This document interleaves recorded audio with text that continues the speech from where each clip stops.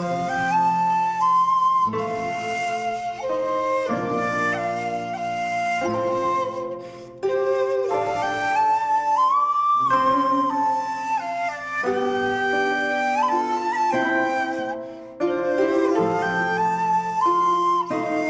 والے ہیں۔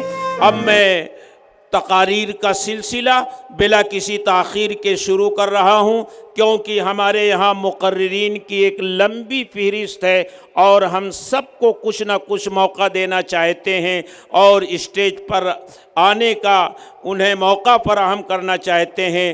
اس لیے میں سب سے پہلے شیعہ اثنا عشری کے عالم مولانا امید اعظمی صاحب سے بصد احترام یہ درخواست کرتا ہوں کہ حضرت تشریف لائیں اور اس مجمع کو اپنا پیغام دیں، وقت کی نزاکت کا خیال رکھیں۔ 5 منٹ میں اگر آپ اپنی گفتگو مکمل فرمائیں تو یہ ہم منتظمین کے اوپر بڑا احسان ہوگا۔ السلام علیکم نحمدہ و نصلی علی نبی الکریم وعلی آلہ الطیبین الطاہرین۔ بسم اللہ الرحمن الرحیم۔ رب اشرح لی صدری ویسر لی امری واحلل عقدۃ من لسانی یفقہوا قولی۔ صدر جلسہ، اسٹیج پر موجود تمام معززین اور میرے سامنے عزیزان ملت، تمام سامعین، حضرات، دامن وقت میں بالکل گنجائش نہیں ہے، تفصیلی گفتگو کرنی تھی مگر اب صرف 2 سے 3 بات آپ کی خدمت میں عرض کرنی ہے۔ جمعیت العلماء کی جانب سے قومی یکجہتی یہ پروگرام آج جو منعقد کیا گیا، یہ تقریباً 100 سال سے زیادہ کی خدمات ہے۔ میں آپ کی خدمت میں صرف 2 سے 3 باتیں عرض کرنا چاہوں گا، اور پہلی بات یہ ہے کہ جنگ آزادی سے پہلے ہندوستان کے حالات اور جنگ آزادی کے بعد کے ہندوستان کے حالات میں زمین اور آسمان کا فرق دیکھا گیا۔ جب انگریزوں کی حکومت تھی اور ہندوستان غلام تھا، اس وقت جب آزادی کی لڑائی لڑنا شروع ہوئی اور آزادی کے لیے مجاہدین آزادی نکلے، تو سب سے پہلے مسلمانوں نے آواز بلند کی، سراج الدولہ سے آواز شروع ہوئی، اور یہ آج مولانا ارشد مدنی تک یہ آواز دنیا تک پہنچائی جا رہی ہے کہ متحد رہیں، اتحاد کریں۔ عزیزان گرامی، میں نے آپ کی خدمت میں عرض کیا، وقت بالکل نہیں ہے، صرف 2 سے 3 بات۔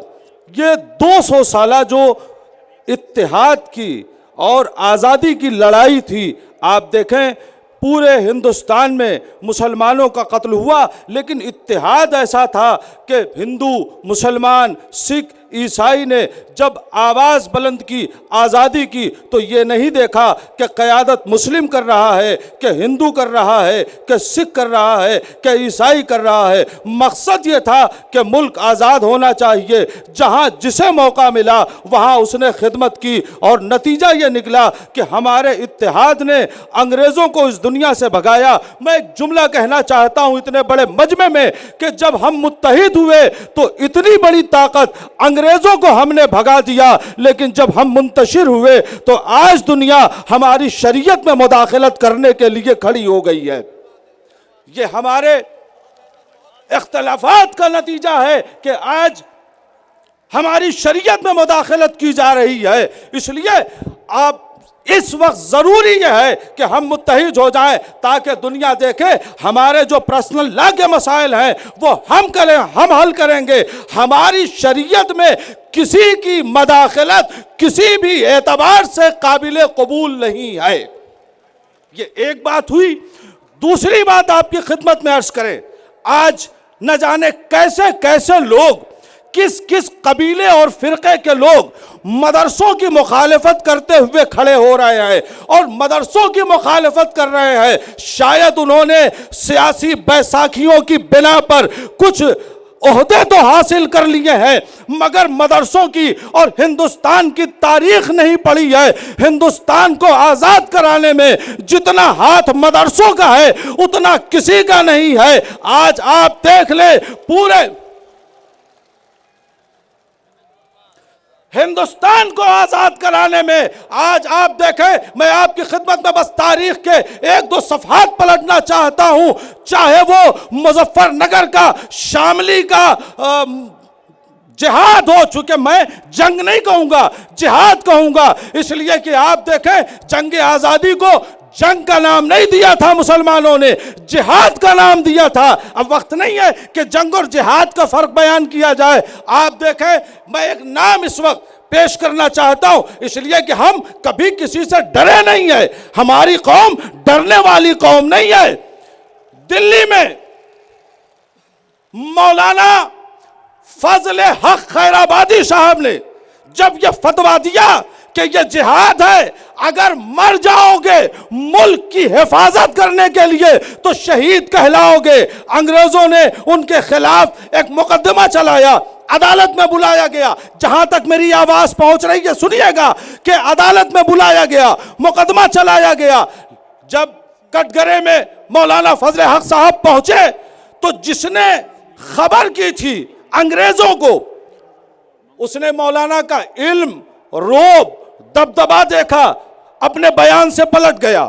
اس نے کہا نہیں، یہ مولانا نہیں تھے جنہوں نے جہاد کا فتویٰ دیا ہے۔